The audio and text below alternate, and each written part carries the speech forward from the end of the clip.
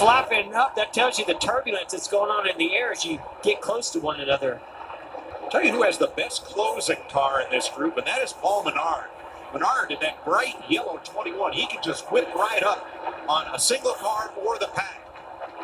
Question is, what do you do next? Yeah, well, that's it. You get a nice run, and you're two out in front of you already. You got nowhere to go. Well, it's like a dog after a mailman. I caught him. Now what do I do? That's right. Tell you what, that's a heck of a battle right here for our second spot. Well, he's going to lose a lot of spots right here. That outside line has a lot of momentum in using the draft. Do you ever remember Charlotte Motor Speedway being such a momentum racetrack? No, but, we've seen here in the past the high line. If you could run up high and get that nice momentum off of either corner, you could get down the straightaway a little better than the guy in front of you. But tonight, it looks like that bottom and having a good handling car, staying wide open, that's the key. Daryl, I tell you what, I love the high line. You can keep these things wound up. They don't have a ton of horsepower. So when you get to be able to keep that thing wide open and run the longer part of the track, I think it could be big in this race tonight. I like what Suarez did there, Mike. He moved right up in front of Chase Elliott, kind of broke his momentum a little bit. I think Suarez's spotter must have told him, everybody's running a little higher. You might want to think about moving up. Yeah, the best thing Chase Elliott could have is a friend in A.J. Allmendinger and Paul Menard and get back a little bit, try to get a big run. Look at you talking about a big run. Look at this. Whoa, man, he's shuffling. That's a shot into turn. Whoa, But that did the job for Chase Elliott. Is he going to get to the quarter pound? Doesn't quite get there. Yeah, I think the 9 car just slid up the hill a little bit too much. It may have had to burp it a little bit. But that's what I'm talking about. That was almost perfectly done. I just got to time that out. Of course, Allmendinger, he's not going to necessarily do that to help out Chase Elliott. He wants to do it to get the lead. Look for a 3-wide move here down the back straightaway. Now, Elliott's just been running a high line. Now he's kind of hung up here on the inside. See how that works out. Take it. Love it. Yep, that's Elliott's spotter, Eddie DeHunt. You can't hesitate, man. That spotter says take it, you got to go. Spotters have a whole new role here at Charlotte Motor Speedway tonight than they've ever had. Yeah, I talked to a lot of those spotters, Jeff, after practice this morning. They said we were talking more during that practice than we would at Daytona or Talladega. I tell you, the guy that gets a huge run is A.J. Allmendinger at 47. Man, he can go down that back straightaway drafting up on the car in front of it.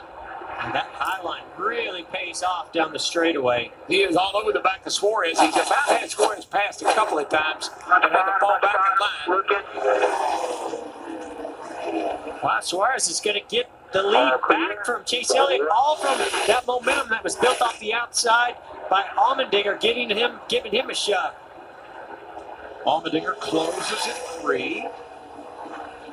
Mike, it's a guessing game. Do I go high? Do I go low? Oh, man. Chase Elliott I think he must have got really loose because he had to back up and let Allmendinger get by. I think he thought the 19 Suarez was going to run high, and he chose low, and boy, that really cost him. The car came out from underneath him or lost the nose possibly there and got a big push. Yeah, I think that's what I was saying about the guessing game. I mean, is the guy probably going to go high, is he going to go low? Because I'm going to go the opposite direction if I get a chance. Here's what I'm liking so far, guys. I mean, this has been pretty exciting, but the leader does not necessarily have the ability to hold the lead like we've seen before. In the past, you get the lead, and it's almost game over. Bubba Wallace takes 4th from Paul Menard. I've been liking that 19 car, though, as Suarez lately. I mean, you think about it, he's had this 2 or 3 top 10s lately, and that team seems to really come around the last few weeks.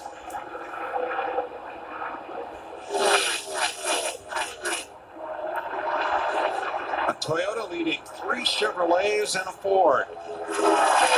Yeah, Bubba Wallace has actually pulled himself up to 4th place, and he's got a pretty good-looking car, too. It's just hard to know, Mike. It's all about being in the right place at the right time, get position, get the draft. It's kind of hard to know who's going to do what.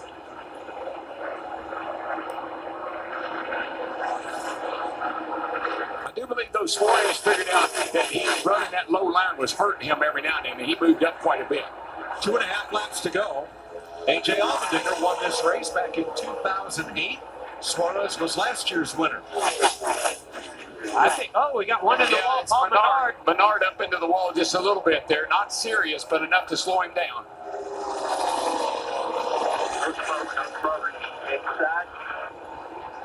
It does appear that at this stage of the run on tires, handling does start to come in and be a factor.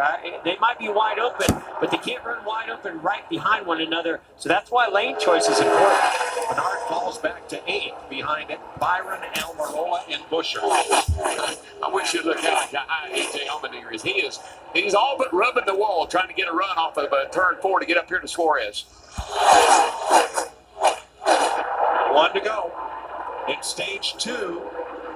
One of these drivers is going to advance straight to the All-Star race. AJ's really good in 1 and 2. He was able to carry a lot of speed into turn 1 and stay right on the rear bumper of the 19 of Suarez.